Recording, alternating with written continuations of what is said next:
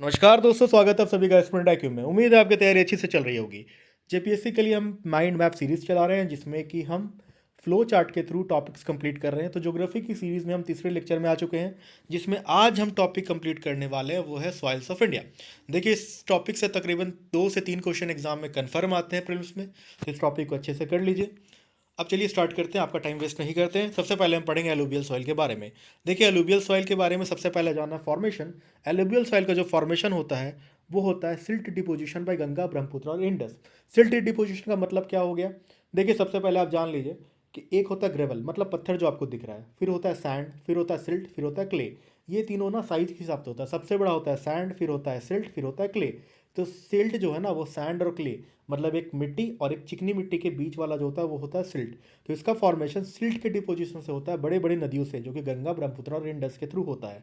अगर स्टैटिस्टिक्स की बात करें तो देखिए, ये लार्जेस्ट सॉइल ग्रुप है इंडिया का। 46% एरिया में एलुवियल सॉइल ही पाया जाता है, और ये 15 लाख स्क्वायर किलोमीटर को खुद ही कवर कर लेता है। और 40% पॉपुलेशन जो है उसको सपोर्ट करने वाला एलुवियल सॉइल है। तो सबसे टॉप मोस्ट सॉइल कैटेगरी जो इंडिया में पाया जाता है, सबसे ज़्यादा लेवल में, सबसे ज़्यादा मात्रा में, वो है एलुवियल सॉइल। आगे बात करेंगे कैरेक्टरिस्टिक्स के बारे में। तो देखिए, इसमें पोरोसिटी बहुत अच्छा होता है और ड्रेनेज अच्छा होता है। पोरोसिटी का मतलब हो गया कि सॉइल में बहुत सारे छोटे छोटे छेद पाए जाते हैं, जिसके कारण वाटर पार्टिकल्स अंदर जा सकते हैं, जिसके कारण यहाँ पर न्यूट्रिएंट्स ज़्यादा मात्रा में पाए जाएंगे। तो इसमें पोरोसिटी ज़्यादा है और ड्रेनेज अच्छा होगा, क्योंकि इसमें छेद बहुत ज़्यादा है, तो ड्रेनेज अच्छा होगा। बारिश होगी तो पानी आराम से अंदर जा सकते हैं। तो पोरोसिटी हाई है, ड्रेनेज अच्छा है इसका। Light grey to ash grey colour है, कलर भी आपके लिए इंपॉर्टेंट है। टेक्सचर कैसा है? सैंडी टू क्ले टेक्सचर है। क्ले मैंने आपको बताया कि क्ले मतलब चिकनाहट बहुत ज़्यादा है इस मिट्टी में।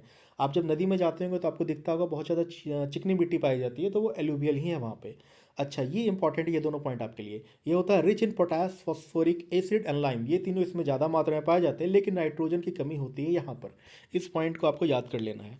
आगे हम बढ़ेंगे, कौन कौन से क्रॉप्स यहाँ पर उगते हैं अच्छे से। वो होता है rice, wheat, sugar cane, pulses, oil seed, मेज।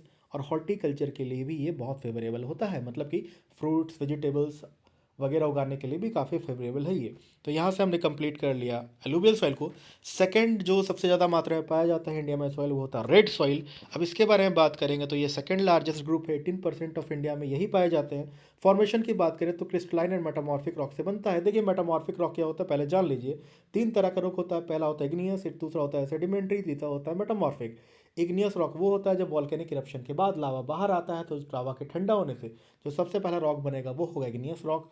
इग्नियस रॉक के ऊपर वाटर का इफेक्ट होगा, एयर का इफेक्ट होगा, वो टूटेगा तो बनेगा सेडिमेंट्री रॉक। और इग्नियस और सेडिमेंट्री रॉक के ऊपर टेम्परेचर का असर होगा, प्रेशर का असर होगा, तो इग्नियस और सेडिमेंट्री रॉक में बदलाव आ जाते हैं और वो बनता है मेटामॉर्फिक रॉक। एग्जाम्पल है आपका मार्बल, जो आपको घर के बाहर मार्बल दिख रहा है वो है आपका मेटामॉर्फिक रॉक। तो ये जो है मेनली मेटामॉर्फिक रॉक्स में पाया से बनता है या क्रिस्टलाइन रॉक से बनता है। आगे बात करेंगे, इसमें आयरन ऑक्साइड्स बनता है। आयरन की मात्रा ज़्यादा होती है रेड सॉइल में, जिसके कारण क्या होता है कि जब भी यहाँ पर वाटर आएगा या फिर ऑक्सीजन का मात्रा ज़्यादा होगा तो ऑक्सीडेशन हो जाएगा, जिसके कारण आयरन ऑक्साइड्स का फॉर्मेशन होगा, रस्टिंग होगा और इसका कलर रेड हो जाएगा। लो रेनफॉल एरिया में पाया जाता है, जहाँ पर रेनफॉल कम होता है। मतासी एक रेड येलो सॉइल है, इसका कलर इंपॉर्टेंट है, रेड येलो कलर है। मतासी क्या है? ये एक तरह का रेड सॉइल है, जो कि मेनली पाया जाता है छत्तीसगढ़ वाले एरिया में। और ये खास इसलिए होता है क्योंकि इसमें सोरगम, मिलेट्स, पल्सेस, साथ में मैंगोज के लिए काफ़ी अच्छा होता है ये। तो मतासी रिलेटेड है रेड सॉइल से, इस पॉइंट को आपको याद कर लेना है। आगे बात करें कौन कौन एरिया में पाए जाते हैं, तो देखिए यहाँ पर ये पाया जाता है साउथ ईस्ट महाराष्ट्र वाले एरिया में, कर्नाटका, तेलंगाना, आंध्र प्रदेश, मध्य प्रदेश, छत्तीसगढ़, उड़ीसा। यहाँ तक आपके लिए बहुत इंपॉर्टेंट नहीं है, इंपॉर्टेंट हो जाता है छोटा नागपुर प्लाटू, यहाँ भी पाया जाता है ये। साथ में साउथ बिहार में भी पाया जाता है, वेस्ट बंगाल और उत्तर प्रदेश में पाया जाता है।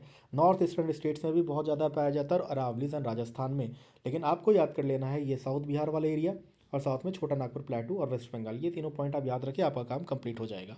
चलिए आगे बढ़ते हैं, कौन कौन से क्रॉप्स यहाँ पर अच्छे से उगते हैं। तो वो पहला होता है कॉटन, व्हीट एंड राइस। साथ में pulses, millets and tobacco. Tobacco के लिए भी बहुत अच्छा होता है रेड सॉइल। साथ में oil seeds, potatoes and fruits के लिए भी अच्छा होता है। मैंने पहले ही बताया मतासी, मतासी में मैंगोज काफ़ी अच्छी मात्रा में उग सकते हैं छत्तीसगढ़ वाले एरिया में। तो यहाँ से हमने 2 सॉइल कवर कर लिया।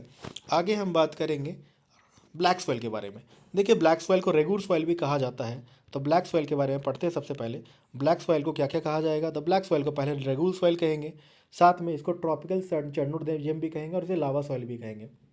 अब ये लावा सॉइल क्यों बोलते हैं? देखिए, ब्लैक सॉइल का फॉर्मेशन क्यों होता है? ब्लैक सॉइल का फॉर्मेशन तब होता है जब वॉल्केनो बाहर आता है ना, मतलब लावा जब बाहर आता है, तो मान लीजिए ये मिट्टी है, तो मिट्टी के ऊपर से वॉल जो लावा है फ्लो किया, तो क्या करेगा, मिट्टी को जलाते चला जाएगा, मिट्टी पे जल जाता है, बर्न हो जाता है, तो उसका कलर हो जाता है ब्लैक, जिसके कारण इसको लावा सॉइल भी कहते हैं, और ये ब्लैक कलर के कारण इसको ब्लैक सॉइल भी कहते हैं। ओरिजिन है इसका डेक्कन प्लेटू वाले एरिया में बहुत ज़्यादा मात्रा में पाया जाता है, और इसको वॉल्केनिक रॉक से इसका ओरिजिन होता है। मैंने पहले ही बताया कि वॉल्केनिक इरप्शन होने के बाद जब लावा बाहर आता है और लावा जब मिट्टी में मिलता है, तो वो जो है मिट्टी का कलर ब्लैक हो जाता है, क्योंकि मिट्टी और लावा के मिलने के कारण मिट्टी जल जाता है, बर्न हो जाता है, और कलर उसका ब्लैक हो जाता है। ये तमिलनाडु में बहुत ज़्यादा मात्रा में पाया जाता है। ये सिस्टम जिनिस आपके लिए बहुत ज़्यादा इंपॉर्टेंट है नहीं, आपके लिए डेक्कन प्लेटू वाला ये एरिया इंपॉर्टेंट है। डेक्कन प्लेटू महाराष्ट्र वाले एरिया में पाया जाता है, जहाँ पर वॉल्केनिक इरप्शन हुआ था, और वॉल्केनिक इरप्शन के कारण वहाँ की मिट्टी काली पड़ गई थी। ये एमपी में भी बहुत ज़्यादा मात्रा में पाया जाता है। ये हाईली आर्गिलेशियस होता है। हाईली आर्गिलेशियस का मतलब हो गया क्ले कंटेंट बहुत ज़्यादा, मैंने बताया था ना, सैंड, सिल्ट और क्ले, तो क्ले का मात्रा यहाँ पर 62% पाया जाता है। साथ में हाइग्रोस्कोपिक होता है। ये पूछा गया है एक बार एमपीपीएससी में कि हाइग्रोस्कोपिक कौन सा सॉइल होता है, तो ब्लैक सॉइल होता है। हाइग्रोस्कोपिक का मतलब हो गया सॉइल्स विथ वाटर। जब इस मिट्टी में पानी जाएगा तो ये मिट्टी फूल जाएगा। साथ में अगर वहाँ पर सूखा पड़ गया और इस मिट्टी में पानी नहीं गया, मॉइस्चर खत्म हो गया, तो इस मिट्टी में बहुत सारे दरारें पड़ जाएंगे, क्रैक्स पड़ जाएगा, तो ये श्रिंक कर जाता है और क्रैक पड़ जाता है इसमें समर में। तो दोनों खासियत है। जब बारिश होगी, पानी बहुत ज़्यादा मात्रा में यहाँ जाएगा, तो ये हाइग्रोस्कोपिक फूल जाएगा। लेकिन इसी मिट्टी की खासियत ये है कि जब पानी नहीं रहेगी तो उस मिट्टी में क्रैक्स, दरारें पड़ जाएंगी। तो ये खासियत था।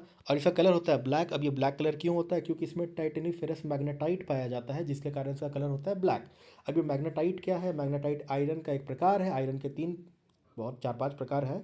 मेनली देखिए, आयरन होता है, मैग्नेटाइट होता है, हेमाटाइट होता है, सिडराइट होता है। झारखंड में हेमाटाइट ये बहुत ज़्यादा मात्रा में मिलता है। उड़ीसा में आपको मैग्नेटाइट भी मिलेगा, हेमाटाइट भी मिलेगा। तो यही मैग्नेटाइट इसमें ज़्यादा मात्रा में पाए जाते हैं, जिसका कारण ये कलर ब्लैक भी होता है।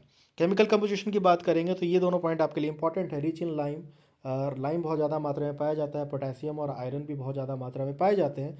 लेकिन नाइट्रोजन, फॉस्फोरस एंड ह्यूमस यहाँ पर बहुत कम मात्रा में होते हैं।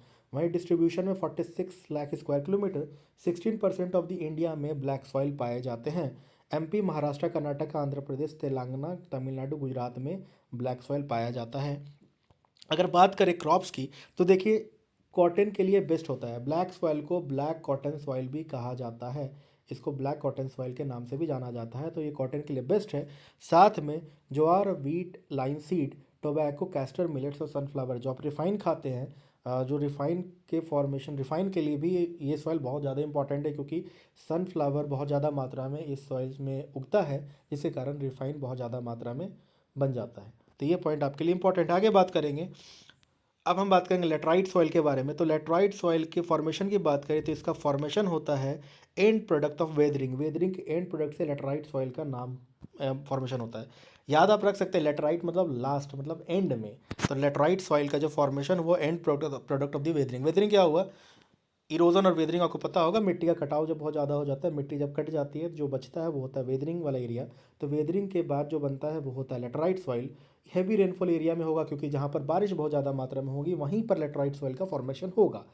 Alternate wet and dry periods भी होते हैं, और इंटेंसिव ब्लीचिंग प्रोसेस होता है। Alternate wet and dry periods के कारण इंटेंसिव ब्लीचिंग प्रोसेस होता है। अब ये alternate wet and dry period का क्या मतलब हो गया? बहुत ज़्यादा सूखा पड़ गया और बहुत ज़्यादा बारिश हो गया, तो क्या होगा? अगर किसी मिट्टी में बहुत ज़्यादा सूखा पड़ गया तो मिट्टी मिट्टी क्या होगी? भुरभुरी हो जाएगी। और अचानक से बहुत ज़्यादा उसमें बारिश हो गया तो भुरभुरी मिट्टी बह जाएगी। तो आपको समझ में आ गया, alternate wet and dry period के कारण लेटराइट सॉइल का फॉर्मेशन होता है। और साथ में इंटेंसिव लीचिंग प्रोसेस हो जाता है। लीचिंग क्या हुआ? पानी के मदद से अगर मिट्टी से न्यूट्रिएंट्स अगर बह जाए तो उसको लीचिंग कहेंगे। लीचिंग का मतलब है बारिश का पानी या कोई भी पानी के कारण अगर न्यूट्रिएंट्स बह जाए, अलग हो जाए ना, मिनरल्स बह जाए, अलग हो जाए, तो उसको लीचिंग कहेंगे। तो यहाँ पर क्या हो रहा है? बारिश बहुत ज़्यादा हो रहा है या बहुत ज़्यादा सूखा पड़ रहा है, तो मिट्टी क्या होगी? भुरभुरी हो गई। जब मिट्टी भुरभुरी होगी और अचानक से बारिश हो गया तो वो मिट्टी बह जाएगी, और बहेगी तो अपने साथ लीचिंग करते हुए जो मिनरल्स है, इंपॉर्टेंट न्यूट्रिएंट्स है, उसको भी ले जाएगी। इस तरीके से इसका फॉर्मेशन होता है लेटराइट सॉइल का। अगर बात करें कलर की, तो रेड सॉइल का भी कलर रेड था और इसका भी कलर रेड है। लेकिन जब मॉइस्चर लूज़ कर जाता है तो ये मिट्टी हार्ड हो जाती है। मतलब कि अगर उसमें अगर मॉइस्चर है, मतलब कि अगर उसमें नमी है, तो ये मिट्टी जो है ना वो हल्की आपको भीगी भीगी लगेगी, भीगा हुआ दिखेगा। लेकिन अगर उससे नमी हट जाएगी तो ये ठोस मिट्टी में परिवर्तित हो जाती है। ग्रेवली टेक्सचर, ग्रेवल क्या होता है मैंने आपको बताया कि बड़ा पत्थर, पत्थर नुमा इसका टेक्सचर में कन्वर्ट हो जाता है ये मिट्टी। साथ में लैटिन लेटर मीन्स ब्रिक, नाम में ही है, मतलब जो इसका लेटराइट है, लेटराइट का मतलब ही होता है लैटिन में ब्रिक। तो ये पत्थर नुमा, जो आपको ब्रिक जो घर में आपको दिखता है या बाहर दिखता है, उसको ब्रिक के रूप में इसका फॉर्मेशन जनरली ये दिखने लगता है, बड़े बड़े ब्रिक के जैसा ये बन जाता है। तो क्या हो रहा है, अचानक से बहुत ज़्यादा ड्राई स्पेल पड़ गया तो मिट्टी क्या हो गई, बहुत ज़्यादा भुरभुरी हो गई। अचानक से बारिश हो गया, वो भुरभुरी मिट्टी बह गई, साथ में लीचिंग प्रोसेस हो गया, अपने न्यूट्रिएंट साथ में लेकर के बह गई। अचानक बहुत ज़्यादा फिर सूखा पड़ा तो वो क्या हो जाता है, ब्रिक के जैसा फॉर्मेशन हो जाता है। तो ये था आपके लिए लेटराइट सॉइल। अच्छा, इसके केमिकल कॉम्पोजिशन की बात करें तो इसमें आयरन की मात्रा ज़्यादा होती है, इसीलिए इसका कलर रेड होता है। एल्युमिनियम ऑक्साइड से हाई मात्रा में पाया जाता है। लीचिंग के कारण लाइम और सिलिका यहाँ से लीच्ड हो जाती है। नाइट्रोजन, फास्फोरस, पोटेशियम यहाँ पर कम मात्रा में पाए जाते हैं। डिस्ट्रीब्यूशन कौन से एरिया में मिलता है, तो ये मिलता है वेस्टर्न घाट वाले एरिया में। वेस्टर्न घाट में भी तकरीबन 300 मीटर के ऊपर वाले एरिया में ही पाया जाता है ये।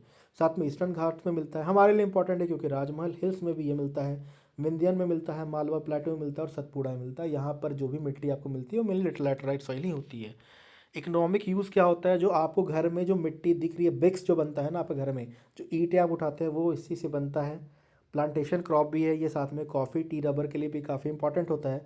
अरेका नट, कोकोनट और कैशू के लिए भी इंपॉर्टेंट होता है। तो आपके लिए कॉफ़ी, टी, रबर भी इंपॉर्टेंट हो गया। और बिल्डिंग मटेरियल फॉर ब्रिक्स पे के लिए भी लेटराइट सॉइल का इस्तेमाल करेंगे। तो यहाँ से ये टॉपिक आपका कवर हो जाता है। आगे हम बात करेंगे इंडियन एग्रीकल्चर एंड सॉइल के बारे में। तो यहाँ पर हम देखते हैं सॉइल की सैलिनिटी के बारे में बात करते हैं। तो देखिए, आइडियल पीएच क्रॉप्स के लिए क्या होता है, 6 से 7, ये आइडियल पीएच है।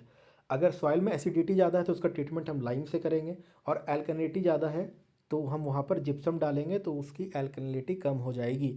मतलब बेस अगर ज़्यादा है तो जिप्सम डाल देंगे, और एसिड ज़्यादा है तो लाइम को डाल देंगे।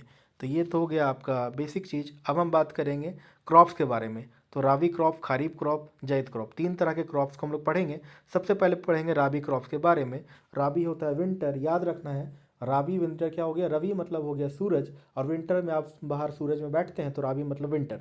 देखिए, इसमें जो है ना, जो खेत में जो बोया जाएगा वो बोया जाएगा अक्टूबर नवंबर में, क्योंकि ये विंटर में ही बोया जाता है, और काटेंगे उसको मार्च अप्रैल में। ठीक है। क्लाइमेट कैसा चाहिए हमको, कूल विंटर, विंटर में करेंगे तो कूल चाहिए। वेस्टर्न डिस्टर्बेंस के रेनफॉल होना चाहिए, रेनफॉल होनी चाहिए, मतलब एक तो ठंडा मौसम रहे, हल्का फुल्का रेनफॉल हो जाए तो ये राबी क्रॉप्स के लिए काफ़ी अच्छा होता है। मेजर क्रॉप जो उगते हैं इसमें होते हैं वीट, बार्ली, मस्टर्ड, ग्राम, पी, पोटैटो, लेंटिल। एकदम याद कर लेना इस पॉइंट को, wheat, barley, mustard, gram, potato, P, potato and lentil. Direct याद कर लीजिए, क्वेश्चन आएंगे यहाँ से। आगे बात करें खरीफ क्रॉप के बारे में। खरीफ होता है मानसून सीजन में, इसको बोया जाता है जून जुलाई में, और काटा जाता है सितंबर नवंबर में। ठीक है। क्लाइमेट कैसा होगा, क्योंकि जून जुलाई में बोएंगे तो क्लाइमेट कैसा होगा, मेनली थोड़ा गर्म होगा, और 100 सेंटीमीटर के बराबर लगभग रेनफॉल हो जाए तो काफ़ी अच्छे तरीके से ये बोया जा सकता है। यहाँ पर हम देखते हैं कि आप बरसात के मौसम में देखते होंगे धान बोया जाता है। तो राइस, ज्वार, बाजरा, मेज, कॉटन, सोयाबीन एंड पल्सेस के लिए ये खरीफ क्रॉप आपका जुड़ा हुआ है। राइस, ज्वार, बाजरा, मेज, कॉटन, सोयाबीन एंड पल्सेस, तो खरीफ क्रॉप है ये सब। याद कर लेना आपको इन क्रॉप्स के नाम को, इससे क्वेश्चन डायरेक्ट एग्जाम में बनेंगे। फिर आता है जायद क्रॉप, जो कि समर में जिसको बोया जाता है, मतलब मार्च से जुलाई के बीच में, और काटा जाएगा राबी के पहले, मतलब राबी को उगाने के पहले इसको कटिंग कर लीजिए, फिर राबी को उगा लीजिए राबी सीजन में। इसमें जो मेजर क्रॉप है आपका वो है होता है आपका वाटरमेलन, साथ में ककम्बर, फॉडर वेजिटेबल्स। और क्लाइमेट कैसा होगा, क्योंकि समर में है, जायद समर में आ रहा है, तो वार्म एंड ड्राई क्लाइमेट होगा, और इरिगेशन का ज़रूरत यहाँ पर ज़्यादा पड़ेगा। तो इस तरीके से हम लोग क्रॉप्स के बारे में पढ़ लिया। हमने पढ़ा सॉइल पीएच, एसिडिटी और अल्कलिनिटी के बारे में, साथ में हम लोग मेजर सॉइल टाइप्स के बारे में पढ़ लिया, जिसमें हमने पढ़ा alluvial soil, red soil, black soil and laterite soil के बारे में। इस तरीके से सॉइल का टॉपिक आपका कंप्लीट हो जाता है। अगले लेक्चर में मैं फिजियोग्राफी ऑफ इंडिया को लेकर के आऊँगा, ताकि आपका वो टॉपिक भी कंप्लीट हो जाए। ऐसी बातों को जानने के लिए एस्पिरेंट IQ को सब्सक्राइब करें। आपका दिन शुभ हो। जय हिंद, जय भारत।